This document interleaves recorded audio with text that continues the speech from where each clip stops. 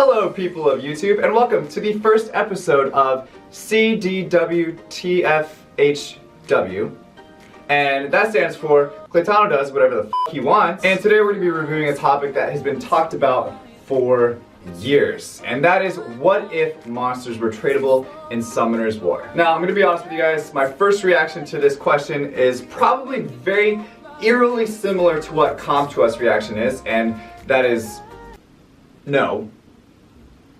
That's it, just no. However, I did devote some thought and reasoning into the matter if this ideal could potentially be plausible given the current meta with which we reside. And I came up with this. If monsters were tradable, it would definitely have to have some limitations to avoid people from exploiting the system for one's personal gain. It must also have a positive impact on Come To Us revenue from Summoner's War rather than a negative impact. And lastly, it would need to enhance the user's overall gameplay experience. So how do we accomplish a seemingly impossible task? Simple. 1. Only a monster of naturally 5-star grade with wind, water, or fire attribute can be traded. So this excludes any 4-star and below monsters. 2. A player can only trade a monster if he or she has more than one of an identical monster.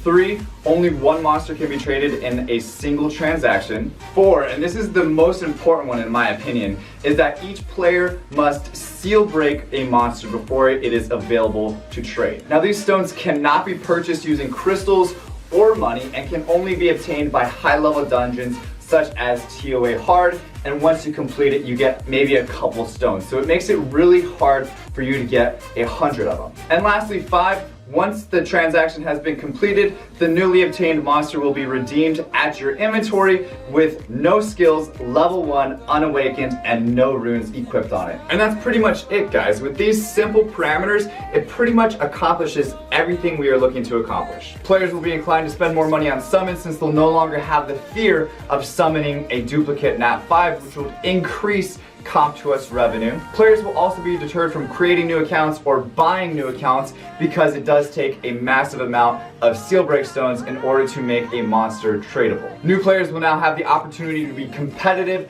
with people that have been playing for years. High-end players will be less affected by this, but it'll give them the opportunity to obtain those 1 or 2 monsters that they've been missing. High-end RTA will be much more competitive and exciting since it will be heavily based on the pick ban stage strategy as well as rune quality. And lastly, another note for Come To Us revenue, those high-end players that will now have every single normal element Nat 5, you might be thinking, well, what are they going to do? They have no reason to spend more money on the game. Well, that's where you're wrong, because they're still going to want to get those LD Nat 5s, and they will continue spending. They'll just be spending it more on the LD scrolls, since those LD Nat 5s are not tradable. So as you can see, guys, there would be a lot of benefit from this, and most of it would actually depend on how hard those seal break stones would be to obtain. Keep in mind, this is just a rough idea of how something like this could potentially work, so I would love to hear you guys' opinions about it, just commenting below. But if you happen to really like this idea and think it'll spark a whole new interest in Summoner's War like I do, I'll put a link to a petition you guys can sign in the description,